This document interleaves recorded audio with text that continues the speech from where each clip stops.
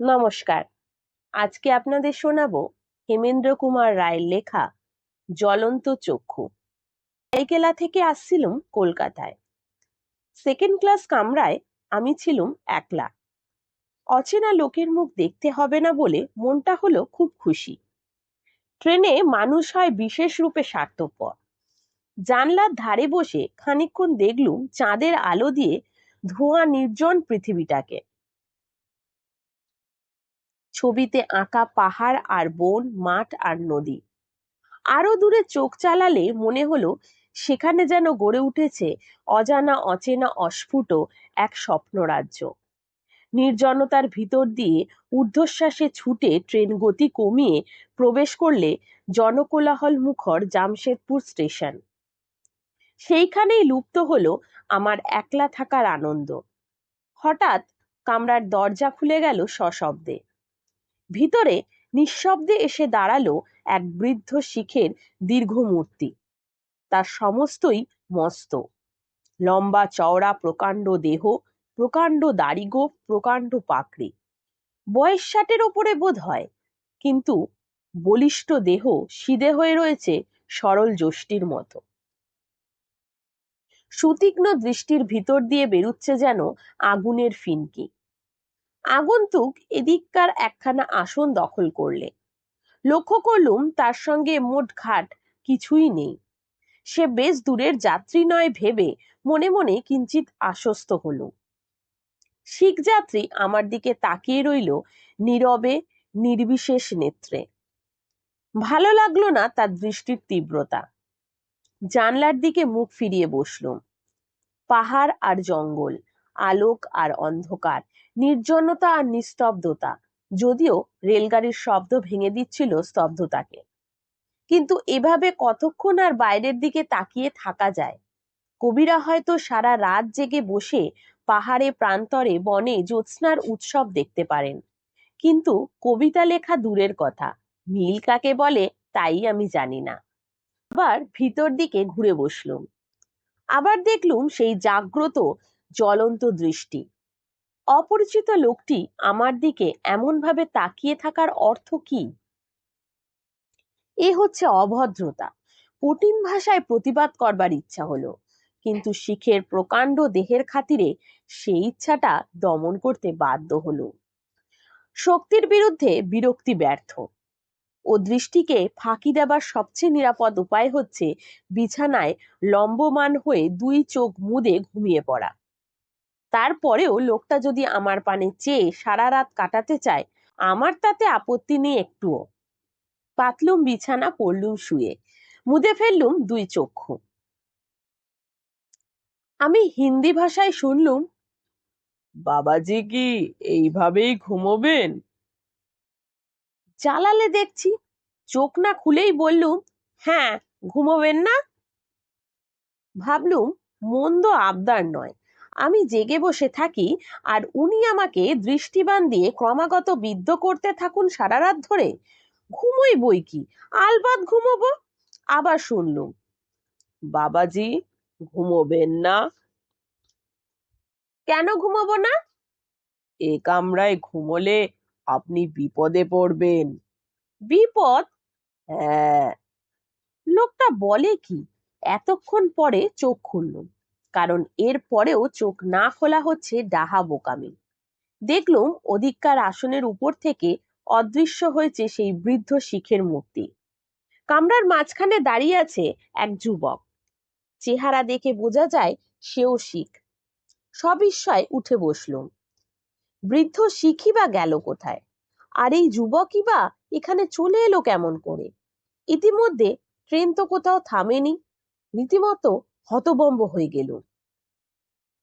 ব্যাপারটা হচ্ছে, হতভম্ব ভাবটা লক্ষ্য না করে যুবক যেন নিজের মনেই বললে, হ্যাঁ, বিশেষ করে এই কামরাটাই হচ্ছে বিপজ্জনক। ফ্যাল ফ্যাল করে তার দিকে তাকিয়ে শুধুলুম, কেন? অজিত সিং এখানে বেড়াতে আসে। কে অজিত সিং? আমার শ্বশুর। অজিত সিং এর পরিচয়টা স্পষ্ট হলো না। বললুম, আপনার শ্বশুর এখানে আসেন বলেই কি এই কামরাটা বিপজ্জনক? হ্যাঁ, অজিত সিং হচ্ছে হত্যাকারী। বোঝা যাচ্ছে নিজের শ্বশুর সম্বন্ধে যুবকের ধারণা খুব উচ্চ নয়। কিন্তু অজিত সিং লোকটা কে? হঠাৎ মনে একটা সন্দেহ জাগলো। জিজ্ঞাসা করলুম, আপনার শ্বশুর কি বৃদ্ধ? হ্যাঁ, মস্ত লম্বা চওড়া দেহ? ঠিক। অজিত সিং বুড়ো, তবু এখনো খুব জোয়ান।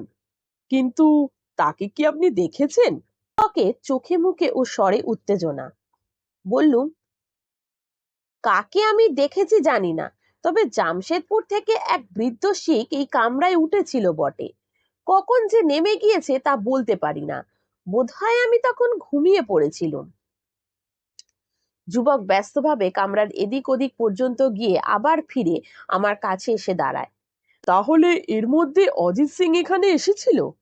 হায় হায়, এত করেও তাকে ধরতে পারলুম না। নিশ্চয়ই সে আমার ভয়ে পালিয়েছে। ধূর্ত শয়তান!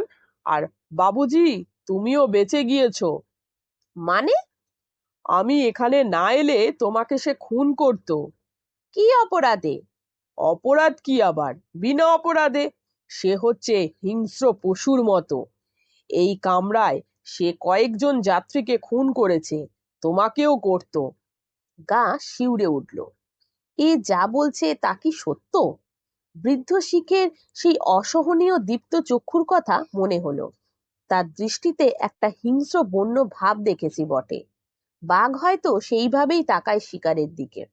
যুবক বললে, অজিত সিং তাই আমাকে খুন করেছে, আর সেই অপরাধে তার ফাঁসি হয়েছে।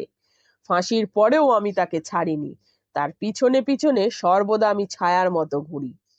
আর কত কাল এইভাবে যাবে জানি না, কিন্তু একদিন না একদিন তাকে ধরবই ধরবো। আর শোনো বাবুজি, সে আমাকে খুন করেছিল এই কামরার ভিতরেই। সাবধান, খুব সাবধান। এখনো এই কামরায় এলে তার মাথায় জাগে খুনের নেশা। ট্রেন থেকে স্টেশনে এসে দাঁড়িয়েছেন। যুবক হঠাৎ কামরার দরজা খুলে বাইরে বেরিয়ে গেল। যুবককে খুন করবার অপরাধে অজিত সিং এর ফাঁসি হয়েছে এবং তারপরেও ট্রেনে চড়ে ভ্রমণ করছে তারা দুজনে। চমৎকার গল্প। কোনো গাঁজাখুরি উপন্যাসের লেখকও এমন উদ্ভট কল্পনা মাথায় আনতে পারেনি। ট্রেন ছুটছে। খানিকক্ষণ বাইরের দিকে তাকিয়ে উন্মত্ত যুবকের কথা ভাবতে লাগলাম। তারপর মনে মনে হেসে আবার শয়নের উদ্যোগ করছি। হঠাৎ চোখ পড়ল ওদিককার আসনে। এ কি চরম বিস্ময়! মূর্তির মতো স্থির হয়ে বসে আছে সেই বৃদ্ধ শিখ। তার জ্বলন্ত চোখ দুটো স্থির হয়ে আছে আমার দিকে। প্রথমটা আমার সর্বাঙ্গ আচ্ছন্ন হয়ে গেল দারুণ আতঙ্কে। হিংস্র হত্যাকারী অজিত সিং, যাত্রীদের সে খুন করে।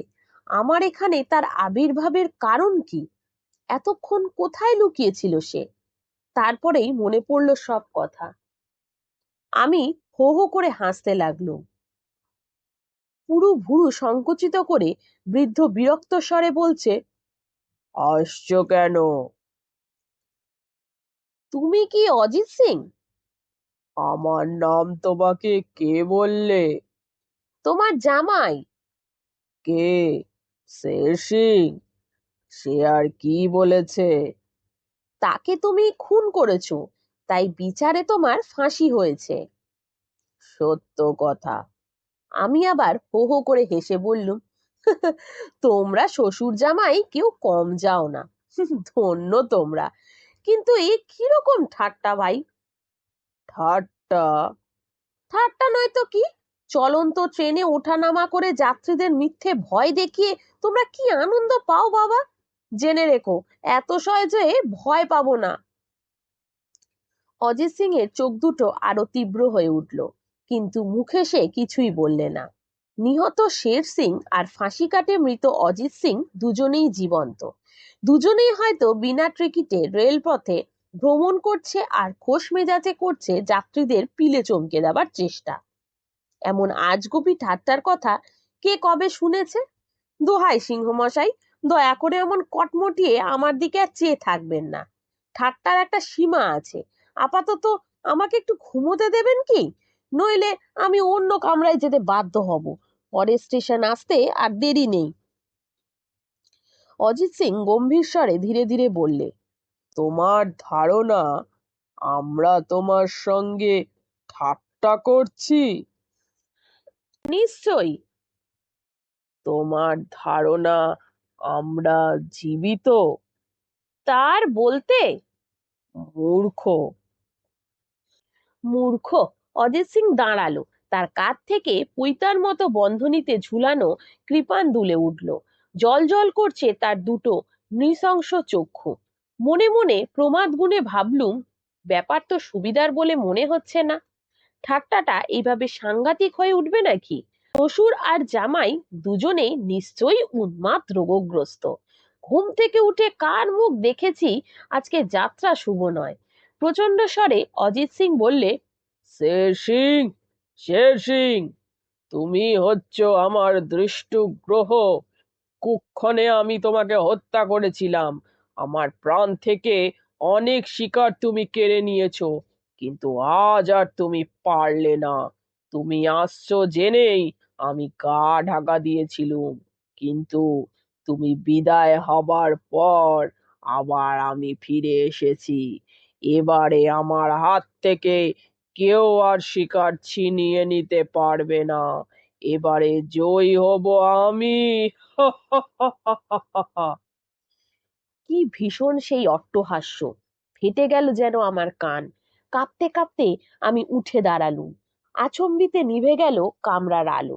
বিস্ফোরিত চোখের সামনে দেখলুম নীলবর্ণ অগ্নিতে ভরা দুটো নিষ্ঠুর ক্রুদ্ধ ও ভুভুক্ষ দৃষ্টি ধীরে ধীরে এগিয়ে আসছে আমার দিকে। পায়ে পায়ে পিছোতে পিছোতে কামরার এক প্রান্তে গিয়ে দাঁড়ালুম। সেই অপার্থিব ভয়ঙ্কর চোখ দুটো তখন যেন জ্বলছে দাউ দাউ করে। দৈব গতিকে হাত লেগে গেল বৈদ্যুতিক বাতির চাবিতে। দপ করে আবার জ্বলে উঠল আলো। সঙ্গে সঙ্গে বাইরেও দেখা গেল সারি সারি বৈদ্যুতিক আলোক, জনতার কণ্ঠস্বর। ট্রেন প্রবেশ করছে খড়গপুর স্টেশনে। কামরার ভিতর দাঁড়িয়ে আমি আছি একলা। কোথায় অজিত সিং আর তার সেই জ্বলন্ত চক্ষু? আমার মাথা কি হঠাৎ খারাপ হয়ে গেছিল? আমি কি এতক্ষণ ধরে এক দুঃস্বপ্ন দেখছিলুম? স্বপ্নই হোক আর যাই হোক বাবা, আর এ কামরায় নয়। চুলোয় যাক একলা থাকার আনন্দ। আমি চাই এখন জনতায় পরিপূর্ণ একখানা কামরা। বসবার জায়গা না পেলে দাঁড়িয়ে যেতে রাজি আছি। তাড়াতাড়ি প্ল্যাটফর্মে নেমে পরে চিৎকার করলুম, কুলি, কুলি।